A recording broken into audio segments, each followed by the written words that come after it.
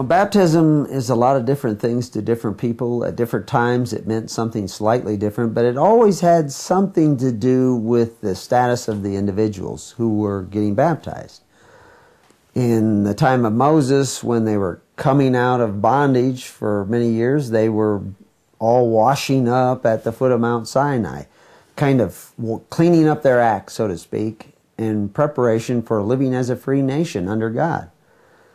At the time of Christ, there was a huge amount of corruption in the temple. The Pharisees were preaching something quite different than what Moses said, even though they were claiming Moses. And they had the laver at this stone temple, which they never were to have originally, but that's what they had at that time. And people would wash up before they entered the temple. John the Baptist was out in the desert over by the Jordan River, and he was baptizing people, and he was doing something completely different than them. What most people don't understand is that Herod was baptizing people into the kingdom of heaven, sending ministers out all over the Roman Empire to baptize people into his new deal, his social welfare scheme, which required baptism. You would receive a little white stone from the Jordan River with a new Hebrew name carved on it, and that name would be registered with the scribes, and you would be expected to contribute a certain amount of whatever you earned in a given year to the temple, and they would take care of you in the time of need, in the old age, in some sort of infirmity. If you were blinded or became extremely ill, they would help sustain you in a sort of social welfare system, which were all available in most countries throughout the Roman Empire. John the Baptist was doing something completely different. You would get baptized by John the Baptist, and you would be identified to other members of the congregations that were gathering under his old scheme, his old system of social welfare. And the way it worked was that if you had 2 coats and your neighbor had none, you would share. Very simply, it was faith, hope, and charity.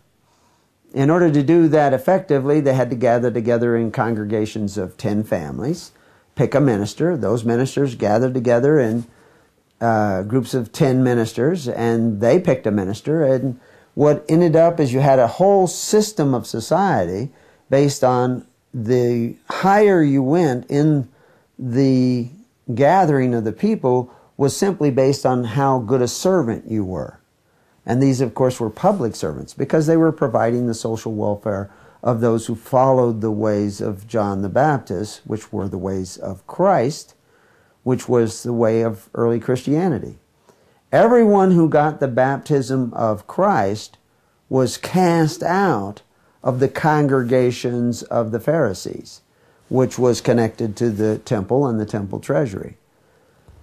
They were free of those schemes. They didn't have to pay in to the scribes and Pharisees of that temple anymore. They weren't members of that system. They were members of another system, the system of Christianity, the system of Christ, based on the perfect law of liberty and faith, hope, and charity. You gave what you should give. If you couldn't afford to give more, the ministers were to mark paid in full. Christ gave a very clear example of that in his parables.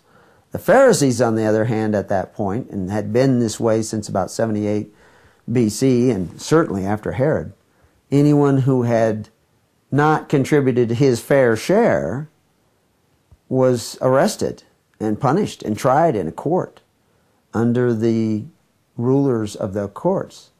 And so it was a completely different system. So to repent and get baptized changed your whole way of life. Changed the whole way of life of your society.